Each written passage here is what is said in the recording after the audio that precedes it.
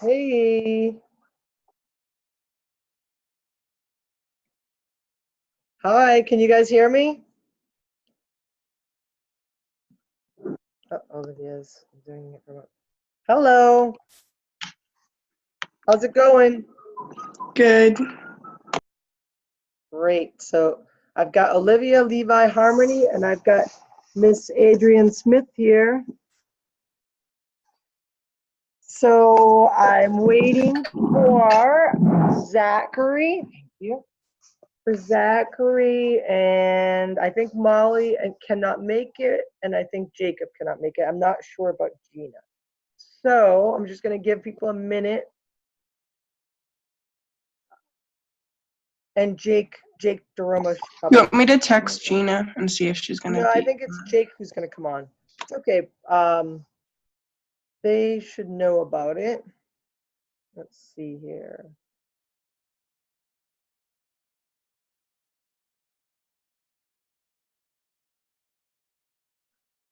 And Fiona will listen to the recording. And Zach can't make it. So I'll send a link to the kids who can't make it. So I'm going to start. First, I just want to make a little reminder about what we're expecting on Tuesday.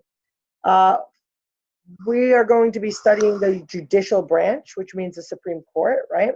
So we should do some research. Olivia, is Esteban with you? Esteban should either come down here or he should be with you. Yeah, he's not with me. He'll come down. Okay. And so judicial branch, Supreme Court. So guys, do some research, watch the video or watch a similar video or read a book about the Supreme Court. It's very exciting what we're doing here. What we're doing is comparing how our government was formed with what's going on right now in our current events, because there's some really interesting things going on with President Trump, with the Congress, and with the Supreme Court. Come over here, SD, and have a seat. What else? I have assigned to you all to come up with your own issue, an issue that you feel strongly about. Ask your parents to help you with this. We all have rights, right, as citizens of the United States, okay? And what we want to do is we want to learn about what our rights are, and we want to continue to enjoy certain rights, right? So you guys are to pick a right that you either enjoy right now or that you've lost that you would like to have back. It could be a modern issue, or it could be a historical issue like women's right to vote, or it could be over slavery. It could be something currently today that you feel that the government shouldn't get involved in. So let me know if you're not going to be able to have that ready for Tuesday. You should, because I assigned it this past week. But as with anything, if you're having trouble, contact me directly. I want you guys to get used to communicating with me via email, or you can always give me a call, because your moms, although they are the masters of your schoolhouse at home, you guys now have to get used to communicating with your teacher, who is me, so that you can't say, well, Mom, I can't finish this. Will you tell Mrs. Gonzalez? Well, actually, no, it's going to be your responsibility to say, Mrs. Gonzalez, I'm really sorry. I can't finish this, but I'll get it to you next week. So we have a relationship, right? So next Friday, a week from today, we're going to be watching a movie at my house, which means I need to clean my house. So AJ's here now, and she can see how messy my basement is. So I look forward to that. I hope everyone can make it, because it'll be it'll be a great way to start our whole studies on the Civil War and Abraham Lincoln. So what else do we have on our checklist? I hope you guys all read the checklist. We have an update on Shakespeare. So we have our Julius Caesar cast. You guys have all of your scenes and your roles that you're going to play. And I've asked moms to please print out your scripts. And I'm asking all of you guys to memorize your lines and work on that so we don't have to have these scripts. Because when you have paper, it really, really makes it harder to act. So your goal is to get off script, meaning you've memorized your lines, you know when you're supposed to say your line, that's knowing your cue, and then you don't need the white piece of paper. And if you forget a line, you just say line, and then someone will tell you what the line is. That's how they do it in the theater world. So I'd rather you be off script and maybe forget a line once in a while, and we can tell you it, than have you be on script and not be able to walk around and not be able to use your hands and show emotion and all those great things. Owls, you guys have assignments on our Google Classroom. So please look at what has been assigned to you in your Google Classroom. Okay, now I'm going to start with Shakespeare, Julius Caesar. Please don't touch my screen. I'm here with Esteban and Miss Adrienne Smith. Adrienne has the luxury of living 2 minutes away from my house, so she can come over, or, well, 2 minutes walking. And Olivia's upstairs because she doesn't like to be in the same room as me. So, where am I on the script? Those of you who actually have the actual script, you will be looking for Act 2, Scene 2. So at the very beginning of Scene 2 in Act 2.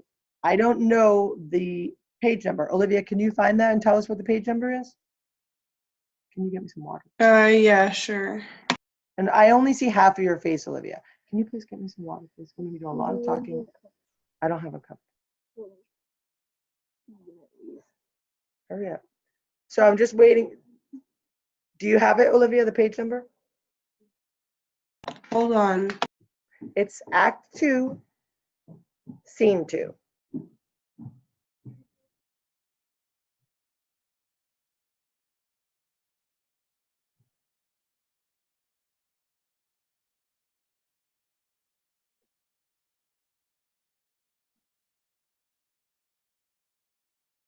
Levi, do you have your book? Do you have your Shakespeare, your Julius Caesar book? I found. Yeah, I do have my Julius Caesar book. Yeah. Do you know what I page do. it is, Olivia? No, I found Scene 2, but I didn't. Hold on. Is it in Act 2? Can you come down here, Olivia, please? Come down. Yeah, it's here. Act 2, Scene 2. Okay, what page is it? Act 2, Scene 2 is the end of page 28. Okay, so we're on page 28, bottom of the page. Hey. Now you can mute yourself, Levi. Everyone can mute. And please, if you have a question, let me know. You guys can just interrupt me. Okay, Levi, you're going to mute yourself now, okay? So the scene opens with thunder and lightning. And Julius Caesar enters in his nightgown. So that gives us the setting, which we know is going to be in the middle of the night, right? And he enters and he says, "Nor heaven nor earth have been at peace tonight. Thrice hath Calpurnia in her sleep cried out, 'Help, ho! They murder Caesar!'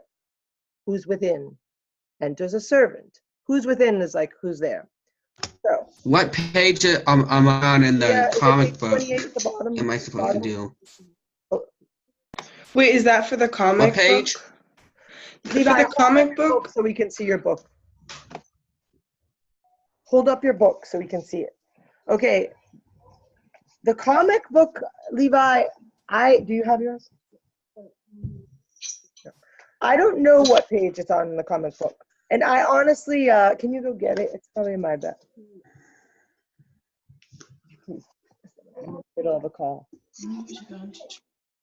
I'm not sure that you need it, Levi. I think Levi? Levi? Hello? I think that Levi's thing froze up. Internet connection is not great.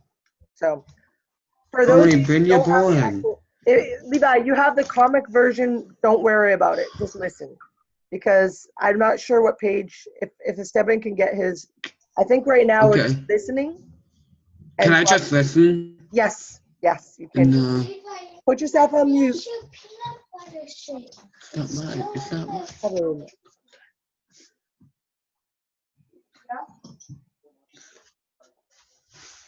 7's on the conference call. He cannot do that right now. All right, so here we go. Caesar comes out in the middle of the night in his nightgown, and he's saying, my wife, Calpurnia, has cried out 3 times, that they murder Caesar, okay? Servant comes in, my lord. Caesar says, go bid the priests do present a sacrifice and bring me their opinions of success. So what is Caesar asking? What priests? What are these? He's asking the pagan priests. Like the priest so that they can make a sacrifice to find out if he's actually going to die or not. That's right, because in pagan times, they believed that the gods would send them signs. And specifically, they would have ceremonies in which they would do this. So now Caesar, who's been ignoring all the omens and all the signs, he's been ignoring them, he all of a sudden cares. Exactly. Might he be getting nervous? Let's see. So servant says, I will, my lord. And he exits. Now enters Calpurnia, the wife of Caesar. And she says, what mean you, Caesar? Think you to walk forth? You shall not stir out of your house today. What is she saying to him? Don't leave the house because you're going to die. That's right. You're forbidden to leave, says Don't- Adrian. You're yeah. right, Olivia. Right? Don't go to the place. Yeah, don't you dare leave this house, man, right? Yeah. And Caesar says, Caesar shall forth. The things that threatened me ne'er looked back on my back. Sorry, ne'er looked but on my back. When they shall see the face of Caesar, they are vanished. So is Caesar taking it seriously? No. He's saying Caesar shall go forth. Caesar's going to go ahead. What's that, Adrian? You can say it louder. Adrian made the astute observation that he's talking in third person. Yeah, I can't hear Adrian. Yeah, Adrian, honey, you're going to have to come sit closer so they can hear you. Which means what? Yeah, I can't hear Adrian. No. Not taking, he's like trying to make it seem like it's not a big deal, like, oh yeah, I'm just gonna like kind of toy with you, like. Yeah, he looks at the office of being Caesar as, I'm a man, but then I'm Caesar, and the gods will protect me because I am the Caesar. So yes, you're right. He talks about himself in third person, which does clearly indicate that he feels like he's above being just an ordinary person, right? So he says, when they shall see the face of Caesar, they are banished. Now Calpurnia says, Caesar, I have never stood on ceremonies, yet now they fright me. Now these ceremonies are the omens and all the warning signs that we have seen. She never paid much attention. She might not have been one of those pagans that was really into the fortune tellers and all that, but now they fright her, they scare her. And she says, there is one within besides the things that we have heard and seen, recounts most horrid sights seen by the watch. In other words, just a lot of crazy things going on. A lioness hath whelped in the streets. Now, is that normal for a lion to roam the streets? Whelping? What is to whelp? You found it, AJ? Levi, what page are you on, Levi, in that book? I'm on 32. Okay, so 32. page 32 of the comic book. Yeah. That's not important. A lioness hath whelped in the streets, and graves have yawned and yielded up their dead. She's recounting all the weird things that have been happening. Fierce, fiery warriors fought upon the clouds in ranks and squadrons and right form of war, which drizzled blood upon the capital. So she dreamt these things, and she heard about the lion roaming in the capital, and she's saying that there's been wars and battles in the skies, right? Because it was thunder and lightning, right? And it didn't exactly drizzle blood, but it was raining. So the noise of battle hurtled in the air. Again, thunder, right? Horses did neigh, and dying men did groan. Horses neighing because horses are very sensitive creatures. Anyone that knows anything about horses know that horses are very sensitive. And ghosts did shriek and squeal about the streets. Oh, Caesar, these things are beyond all use, and I do fear them. So she is afraid. She's afraid about what this means for her husband. And what does Caesar say? He says, what can be avoided, whose end is purposed by the mighty gods? In other words, if the gods will it, then it's going to happen, Yet Caesar shall go forth. For these predictions are to the world in general as to Caesar. So what does that mean? If it's to the world in general, but not to Caesar, he's again separating himself. He's saying, those signs, Olivia, are you making noise? Because it's mute yourself unless you want to say something. No, but I think that Levi and Harmony got kicked out. That's okay. I'm recording this for everybody to watch. So I'm going to continue so that it doesn't become too long. So, okay, he's saying, hey, we can't avoid what the mighty gods want, but Caesar shall go forth. For these predictions are to the world, not to Caesar. And Calpurnia says to him, when beggars die, there are no comets seen. What does she mean by that, Esteban? Do you know? When beggars die, we don't see comets. That means they did see a comet in the sky. That's another sign. By the way, the ancient people took astronomy very seriously. And they looked at the stars for signs. And if there was a comet, they would look at that either as a good omen or a bad omen. There was on the Ides of March, there was a comet. They were saying, like, if a beggar was going to die, they wouldn't have seen a comet. Like, it's going to be someone powerful. Exactly, Olivia. That's right. So it's someone important. When a comet is streaking through the sky, it's because someone important might die. And she's fearing it's her husband. So she says, when beggars die, there are no comets seen. The next line, she says, the heavens themselves blaze forth the death of princes. So she's saying, we can see in the signs of the heavens when it's someone so high and mighty as a prince who might die, right? And that's Caesar's not a prince, but he's up there. Well, what does Caesar say in return? He says, cowards die many times before their deaths. The valiant never taste of death but once. What is he saying? What does that mean? Cowards die many times before their death. It means that, like, people that are cowards are always, like, being afraid, so technically they're dying. Yeah, like they might imagine their deaths, right? Oh, if I do that, I might get hurt. I might die, right? Cowardly people are imagining their deaths many times before they die. But the valiant only die once. What does that mean, Esteban? It means valiant. It means someone who's courageous, they don't fear death, right? So Caesar's saying, I don't fear death, right? Of all the wonders that I yet have heard, it seems to me most strange that men should fear. Like, in other words, why should men fear death?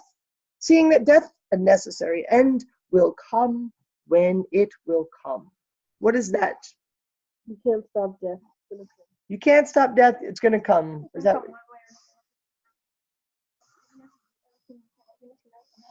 You do everything you possibly can to stop it, it's still gonna happen. That's right. Even if you do everything possible. I can't hear anything Adrian said, even if you do everything possible, it's still going to come, right? So, enter a servant, and Caesar asks him, what say the augurers? Augurers or ogurers are the priests that do the ceremonies to figure out the sign, the omen, the prophecy, or the sacrifice. What did it bring? And what those what those augurs do is they take an animal, they open its body up. It's bloody, and they look at the insides called the entrails, and they look for signs of something amiss. I'm not an expert at this, guys. This is what my understanding is of what the pagan rituals were. And this is interesting. So the servant says, they would not have you to stir forth today. That means they're saying, don't go out of your house today, right? So this is a second person. First of all, we had the soothsayer way back weeks ago in the story saying, beware the Ides of March. Then we have Calpurnia saying, do not stir from your house today. Now we have the priest, the pagan priest saying, they would have you not stir from your house today.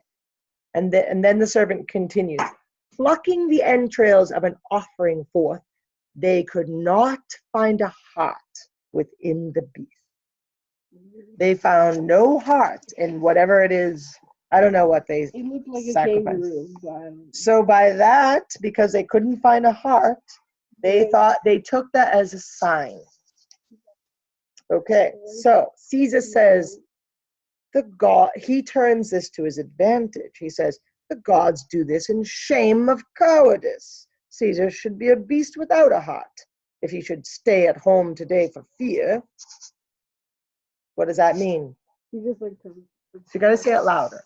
So, like the gods don't. He turned it around and saying like the gods don't are saying not to be a coward, and that's why there's no heart, and so that's why he should leave the house. That's turning right. it around. That's exactly right. And that's what Esteban was saying, right? And then he continues and he says, no, Caesar shall not. Danger knows full well that Caesar is more dangerous than he. We are two lions littered in one day, and I the elder and more terrible, and Caesar shall go forth. So, Adrian, you said he's speaking of himself in third person. Here he speaks of himself as two people, right? You have to say it really loud. Huh? It's almost like he just like wants to let everybody know that he's higher up than them. That's right.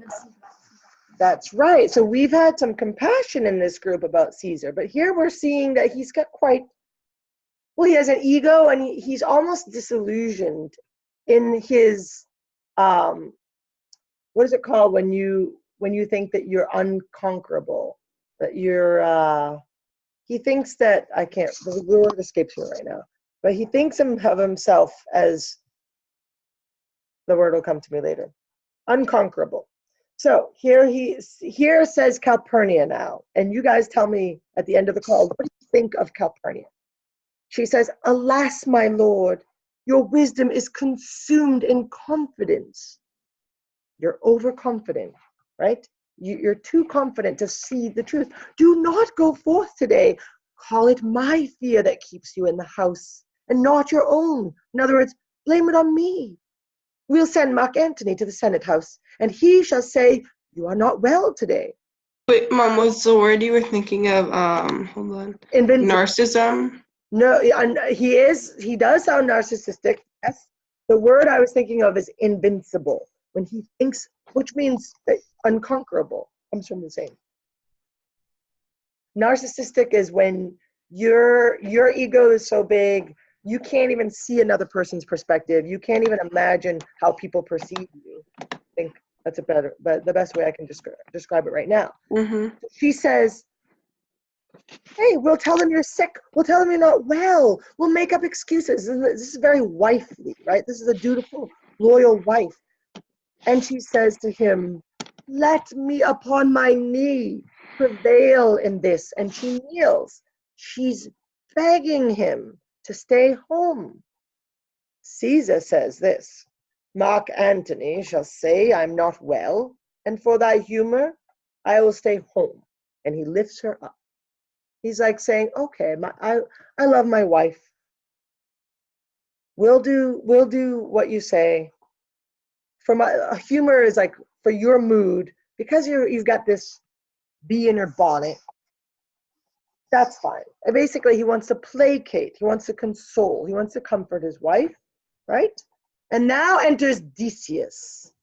And Decius's full name is Decius Brutus. And this is Esteban's part.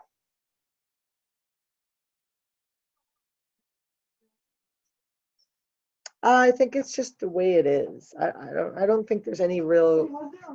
I don't know. Yeah, there was probably a Decius Brutus. I think they just had the same middle name. So he says, Caesar says, oh, here's Decius Brutus. He shall tell them so. In other words, we'll just send him. How convenient. Decius Brutus is here. But if you remember from the last one, Decius Brutus, from the last scene that we read, was the one who said, I can convince Caesar to come to the Senate, because there was a fear. What if Caesar doesn't come to the Senate, right? And he said, don't worry, guys. I got this. All I have to do is tell Caesar that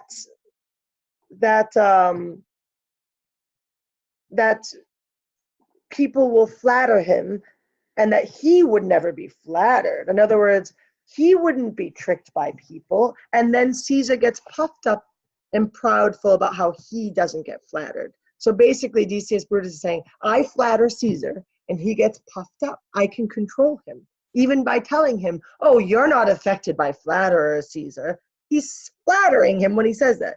Beware of people who flatter you. Sometimes they want to. Oh, Harmony, you do this so well. You're so good at sweeping. You know how to sweep so well. What am I asking you to do? Sweep the floor, right? That's just an exaggeration, but here we go. What does Decius say? He says, Caesar, all hail. Good morrow, worthy Caesar. I come to fetch you to the Senate house. And Caesar says, and you are come in very happy time to bear my greetings to the senators and tell them that I will not come today. That's pretty straightforward, right, guys? Thank you. I'm glad you came. I need you to tell the senators I'm not coming today. And then he says, well, cannot is false, and that I dare not falser. I will not come today. Just tell them that, Decius. In other words, he doesn't want to make up a lie. He doesn't want to say he can't come, because he can. He doesn't want to say he will not come. He doesn't want to say he cannot come. He doesn't want to say I dare not come, because he doesn't want to appear weak. He says, I will not come, because I am Caesar, and I call the shots. Tell them so, Decius. And Calpurnia intervenes like the good wife, and she says, say he is sick. Say he is sick. And then Caesar says, shall Caesar send a lie? Have I in conquest stretched my arm so far? In other words, I'm a conqueror. Esteban, you got to stop that right now. Just sit down. Right? Now I lost my place. Just sit and listen. Have I in conquest stretched mine arm so far? I'm a conqueror. To be afraid to tell gray beards the truth. Who are the gray beards? The old senators, right? Cicero is a gray beard. He's saying, am I going to be afraid of those gray beards? You guys can use that line sometime. No. It's disrespectful towards older people. I'm not a gray beard. I don't have a beard, and I don't have gray hair. I don't dye my hair either. I'm lucky. Anyway, so going forth. Am I going to be afraid of the senators? No. Decius, go tell them Caesar will not come. And Decius, this is where you guys are going to see something masterful. Decius is the master of persuasion. Harmony and Levi, just pay attention, okay? I see you guys are getting a little distracted with something. I don't know what it is, but you should be focused on what I'm saying, okay? So here we go. Decius says, most mighty Caesar, again with a flattery, let me know some cause, lest I be laughed at when I tell them so. In other words, you got to give me a good reason or else they're going to laugh at me. You know, what am I going to tell him? No, his wife is telling him to stay home, right? Caesar says, the cause is in my will. I will not come. That is enough to satisfy the Senate. But for your private satisfaction. He's saying for the Senate, all they need to know is I'm not coming. That's it. I don't owe them any explanation. But for you, and because I love you, for your private satisfaction, because you're my friend, I will let you know Calpurnia here my wife, stays me at home, right? My wife wants me to stay home. This is between me and you because you're such a good friend of mine. She dreamt tonight she saw my statue, which like a fountain with 100 spouts did run pure blood. And many lusty Romans came smiling and did bathe their hands in it. And these does she apply for warnings and portents. Warnings, portents, those are the omens, right? And evils imminent, think bad things are going to happen. And on her knee hath begged that I will stay at home today, right? So she had this bad dream. Who else do we know of in a story that we might have read of a woman, a wife, who said, I have dreamt evil things? Did Portia have dreams? Portia, yeah. Did she have dreams? I think so. Yeah, You it think was so? Portia. I can't Portia had remember. dreams. That would be really cool if she had dreams. I know she was being disturbed in her sleep. Who else do we know outside of Julius Caesar, outside of Shakespeare, that said, I have dreamt many a thing tonight, have nothing to do with this man? I don't know. None Me has- neither. I know. It's isn't it like the man that they asked him to crucify Jesus and his wife told him not to have any Yes, that would be Pontius Pilate. Pontius Pilate was the governor of Jerusalem during the time of Christ. And the Jews brought Christ to Pilate. And Pontius Pilate asked Christ several questions. And at the end, before that, he was warned by his wife, have nothing to do with this man, for I have dreamt many things. Okay? Or something like that. Might not be the exact quote. And Pontius Pilate had that in his conscience. And when he found nothing really wrong what Jesus was doing against the Roman state, he said the words, I wash my hands of this man's fate. In other words, you Jews, you guys are the ones who are crucifying him. In my book, he hasn't broken the law. So yes, that sign of echoes. And Shakespeare will echo certain things from the Bible that might resonate with us because he was Christian. I mean, he might be writing about pagan ancient Rome, but don't forget, he wrote this in the year 1600 or right around there. And so, yes, Calpurnia had that dream, and that's what Caesar says to Decius. And now we're going to hear how Decius masterfully convinces Caesar. And ask yourself, was Caesar easily convinced? Let's see. The 7 says yes already. Decius says, this dream is all misinterpreted. It's misinterpreted. It was a vision fair and fortunate, your statue spouting blood in many pipes, in which so many smiling Romans bathed. It signifies, it means that from you great Rome shall suck reviving blood, and that great men shall press for tinctures, stains, relics, and cognizance. This, by Calpurnia's dream, is signified. In other words, Decius interprets Calpurnia's dream so that in it Caesar appears almost like a religious martyr, and as a great prince to whom great men will press for tokens of favor. Tinctures and stains, in my notes, refers to the red stains on handkerchiefs dipped in the blood of martyrs or saints. Relics are remains of saints. Cognizance is a device identifying the nobles of a royal house. So basically, he's interpreting Calpurnia's dream as signifying that Caesar's greatness, his nobility, this is almost like a martyrdom, that he'll do anything for Rome, even die for Rome. So wait, hold on, say it loud. I think he's smart in the way he's going about it because he's not. Yeah, sorry. Because What? He's not what? because he's not like He's not arguing. yeah, he's not like saying, oh well, your wife's just probably making it up Yeah. because she doesn't want you to go. Yes. He's trying to pretend like he sees her side of it, and he's going Right. on his side. Right, that's masterful, and that's very true, AJ. Decius isn't like, well, come on, your wife. What is she, hormonal? Like, he's not putting Calpurnia down, which would have been rude. He's not, and he's propping Caesar up. He's flattering Caesar, right? And he says, and Caesar says back to him, he says, and this way you have well expounded it. In other words, this is a perfectly logical explanation. And Decius says, I have, when you have heard what I can say, and know it now, the Senate have concluded to give this day a crown to mighty Caesar. So what is he saying, Esteban? Come over here. What is he saying? What is the Senate going to do on this? They're gonna crown Caesar. Can you say it louder? They're gonna crown Caesar. What is that? Crown Caesar? What? Crown Caesar? Make him a king? What? Isn't this what they most feared? And now Decius Brutus is saying, yeah, we're going to give you a crown. Now, if Caesar was a good man, would he say, but I don't want a crown? Be careful. He would say, well, that's not what I'm here for, to have a crown.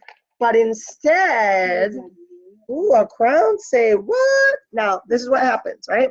Decius continues, to give this their crown to mighty Caesar. If you shall send them word you will not come, their minds may change. He's manipulating him, that's right, AJ. So he's like, they might change their minds about that crown. I would get it while the getting's good. Besides, he says, it were a mock apt to be rendered for someone to say, break up the Senate till another time when Caesar's wife shall meet with better dreams. Ha ha ha ha. In other words, they might mock you, which for Caesar is the worst thing in the world. It's not very pleasant to be mocked anyway, right?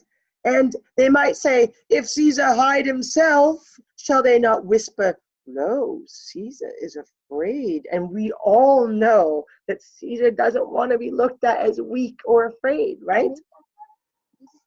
Say it loud. I feel like maybe if he had like gone ahead and been like, no, listen, some other time, then he would have been looked at as more, he could have been looked at as like, I don't know if the word is for it, but like it would make people think that he wants to refuse the crown. Oh, Dan, you have to run upstairs and get my cord. Just run upstairs and get it. We have a plug here. Sorry, my computer's going low battery. Yes, AJ. If he didn't come to the Senate that day, maybe people would have been more persuaded to think he doesn't want the crown. Very good. So, lastly, Decius says, pardon me, Caesar, for my dear, dear love, he says dear twice, for your preceding bids me tell you this, and reason to my love is liable. In other words, I'm sorry that I have to put it this way. I'm sorry that I have to say all that. Connect it to the orange, disconnect the heater, and connect it to the orange. Sorry, guys, I'm just plugging in my computer. Sorry. Hey, Mrs. Gonzalez. Yes. I just wanted to say that everybody's like making Caesar look like he's bad, but then I was reading a book with my mom about Caesar, and when he got put in charge, he was so good at it that the whole consul, even the people that were going to murder him, the whole the people who are going to murder him, they voted for him to go on for 10 years instead of 1 year, 10 years. That's excellent. And like then they changed their mind because and then so you're yeah. giving us a historical context, and I love this, Harmony. So you're saying that he was such a good general, that he was such a good leader that they wanted to give him this extra time, right? Yeah. 10 years. And he gave a few laws for like people who didn't have any jobs. Mm-hmm. It helped them to find jobs, and people who are extremely poor chances to move to a better place. Right. He did a lot of good things. Yeah. So Harmony, there's two ways to read Julius Caesar. There's one way to read it where Julius Caesar was bad, and and Brutus is good. And there's a second way to read it as Julius Caesar being good and being the victim, and Brutus being bad. And I want you guys to pick. What's okay? Is that something crazy, Harmony? You gave a funny look right then. Was that towards what I was saying or something else? No, something else. Sorry. Okay. So close down anything on your computer, guys, that might be distracting. Okay. The only thing. Yep. So Esteban Caesar as Caesar is bad. Yeah. What do you see, Adrian? Well, 1 second. I can't hear. I can't hear. I can't. Yeah. Because in a way, Cassius is the one who's bad, and in a way, Brutus is the one who's bad. Cassius is bad for trying to manipulate Brutus into killing Caesar, but Brutus is bad for being manipulated so easily and possibly wanting to kill Caesar.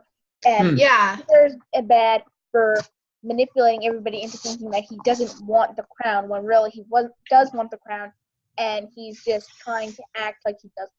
So technically, they're all bad. It's just like bad guy, bad guy, bad guy. It's like the worst of the three evils. I guess. I mean, in a way, like Caesar wasn't planning to kill anyone. It was it was the people who he counted as friends.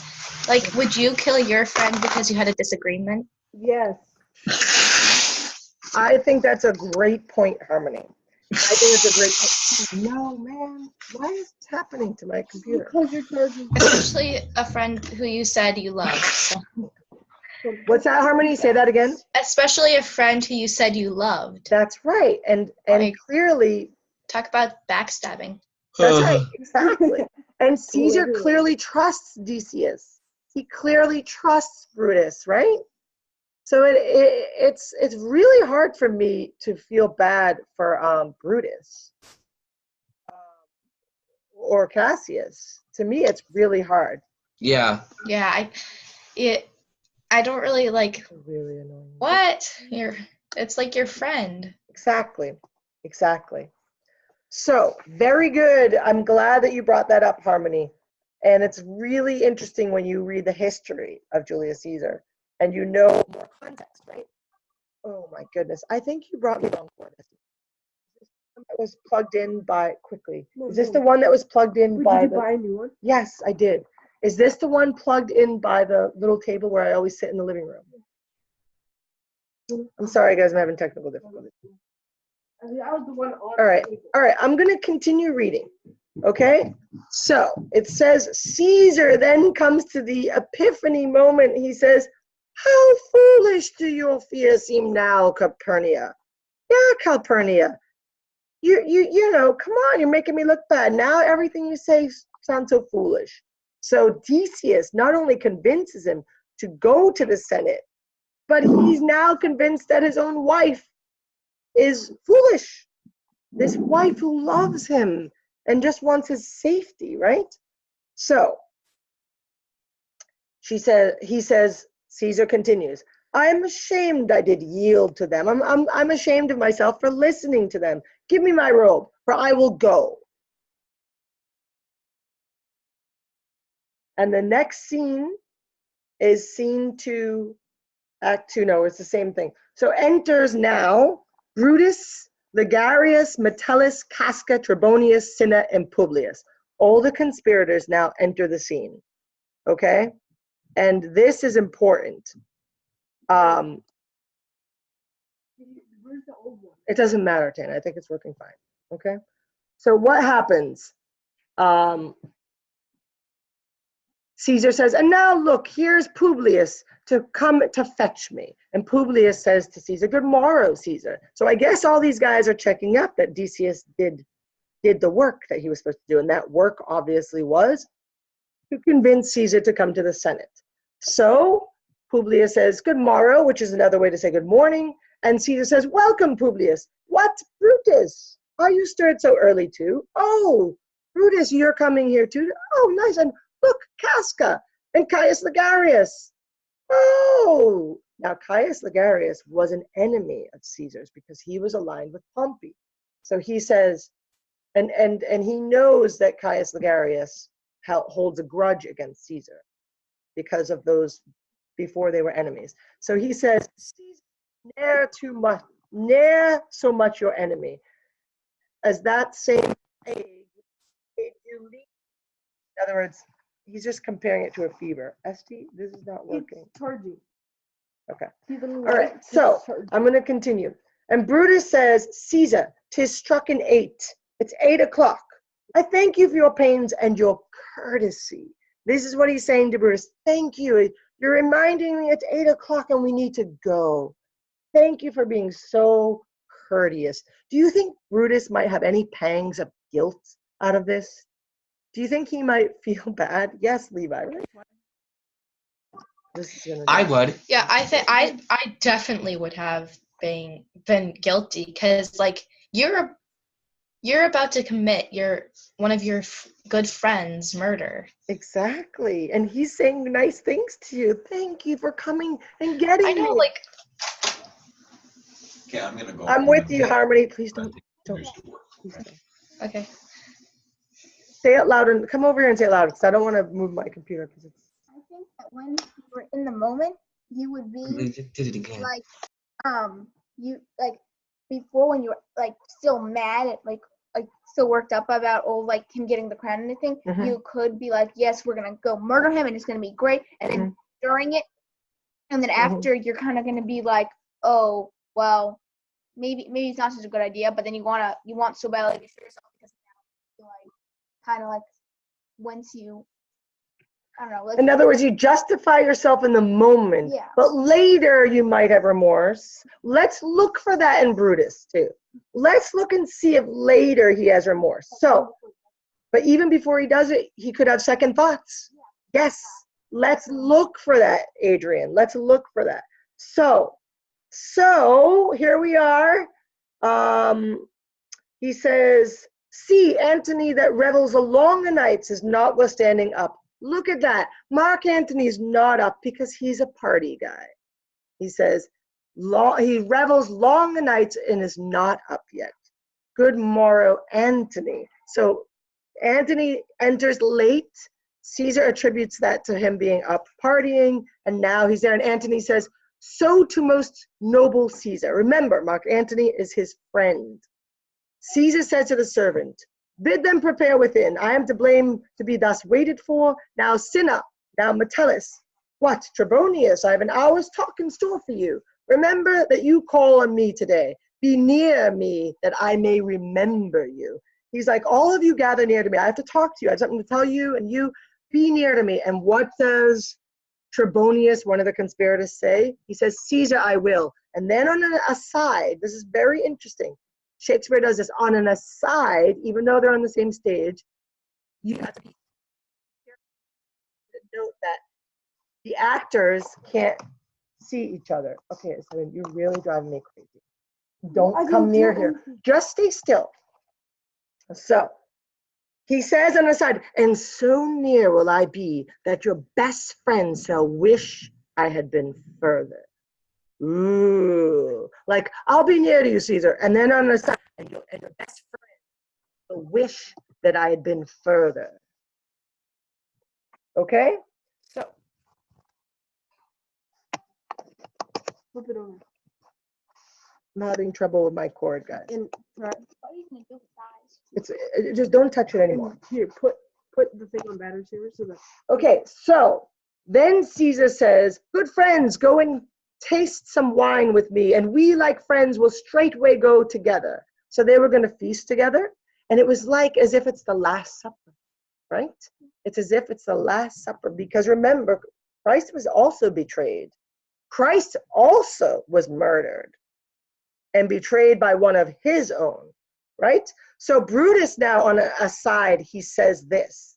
So Caesar's like, let's go feast, taste wine together. And Brutus says on an aside, that every like is not the same, O Caesar. The heart of Brutus earns to think upon. What is Brutus doing? Do you think he's having second thoughts? He's saying he's grieving in his heart. The heart of Brutus earns to think upon. In my notes it says earns means he grieves to think upon. Not everyone is like you, Caesar. Not everyone is with you on this, Caesar. And it grieves my heart to think upon this. we have a sign of remorse here from Brutus. We have a sign that he's thinking twice. Then the next one is enter scene 3, which I will not read. I'm going to end it here. We will hopefully we will finish scene 3. It's actually pretty quick, but I see that, well, actually, you know what? Sorry, guys. It's only a page and a half. I'm going to finish with scene 3. Yep, and we'll finish before noon. It's 10 minutes before noon. So we have Olivia, just remember Esteban's going to get on his math at noon. We have Artemidorus. Artemidorus is a friend of Caesar's, and he writes everything in a note to Caesar about the conspiracy, about everything that's going to happen. And he goes with this letter and he pretends it's a suit, like one of those grievance, like people in those days would give a scroll or a letter to Caesar if they had a grievance, almost like filing a suit, kind of like what we do today when we have a lawsuit. And Caesar thought it was just one of those suits, one of those lawsuits, right? So he tries to give him this letter and he says, open it and read it right now. Does Caesar listen? Let's see. So this is the note from Artemidorus, okay? I'm reading you what the note says. It says, Caesar, beware of Brutus. Take heed of Cassius. Come not near Casca. Have an eye to Cinna. Trust not Trebonius. Mark well Metellus Cimber. Decius Brutus loves thee not. Thou hast wronged Caius Ligarius. There is but one mind in all these men, and it is bent against Caesar. If thou beest not immortal, look about you. Security gives way to conspiracy. The mighty gods defend thee. Love, Artemidorus. So here we have it, guys. He's saying, look out for this one. Look out for that one and that one. And he's like, they're all in one mind against you. That's an awesome line too. It says, security gives way to conspiracy. Nice alliteration there. May the mighty gods defend you. And he says, this is Artemidorus speaking. He says, here will I stand till Caesar passes along. I'm going to stay right in this spot because I know Caesar's going to pass this way to go to the Senate. And as a suitor will I give him this. My heart laments that virtue cannot live out of the teeth of emulation. If thou read this, O Caesar, thou mayest live. If not, the fates with traitors do contrive. So he's like, if Caesar reads this, he'll live. But if not, those fate of those traitors, we'll find out what the fate of the traitors is. The fate of the traitors is not good. That's a foreshadowing. Everyone who betrays Caesar dies. Just gave it away, guys. So enter Portia, enter Lucius. Remember, Lucius is a servant, and Portia is the wife of Brutus. And Portia is a nervous wreck. She knows Brutus now has, remember Brutus was saying, remember she was asking Brutus, share with me what's on your heart. What is troubling with you? Share with me. Brutus dies. Cassius dies. So Portia now knows Brutus, and this time has shared with Portia what his plan is. She knows that he's going to the Senate to kill Caesar on that day. She knows it's the Ides of March. Portia says to her servant, I prithee, boy, run to the Senate house. Stay not to answer me, but get thee gone. Why dost thou stay? Go. And then Lucius says, to know my errand, madam. Like, you haven't told me what you want me to do when I get there. And Portia says, I would have had thee there and here again, ere I can tell thee what thou shouldst do there. She's like, I'd have you go there and back again already. And then she says on a sigh, O constancy, be strong upon my side. Set a huge mountain between my heart and tongue. I have a man's mind, but a woman's might. In other words, I'm as smart as a man, but I have fears. And of course, men have fears too. But in Shakespeare's day, women thought of themselves as weaker and more feeble. So that's a great line. I have a man's mind, but a woman's might.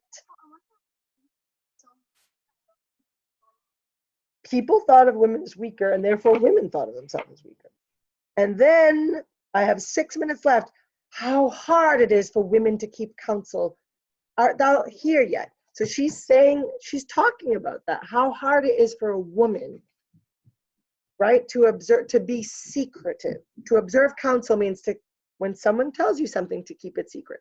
And now she says to Lucius, are you still here? And he's like, madam, what should I do? Like, what do you want me to do? Run to the capital and nothing else? And so return to you and nothing else? And she says, yes, bring me word, boy, if thy lord look well. Look, tell me if Brutus looks well. For he went sickly forth. And take good note what Caesar does, and what the suitors press to him. Suitors are the people around him. Hark, boy, what noise is that? And Lucius says, I hear none, madam. And I don't hear any noise. Portia says, prithee, listen well. I hear a bustling rumor like a fray, and the wind brings it from the capital. And Lucius says, sooth, madam, I hear nothing. Now enters the soothsayer. This is the second time we see the soothsayer. And the soothsayer says, no, Portia says, come hither, fellow. What way hast thou been? And the soothsayer says, at mine own house, good lady. And Portia says, what is o'clock? About the 9th hour, my lady. And Portia says, is Caesar yet gone to the capital? And the soothsayer says, madam, not yet. I go to take my stand to see him pass on to the capital. Soothsayer's going to wait for Caesar.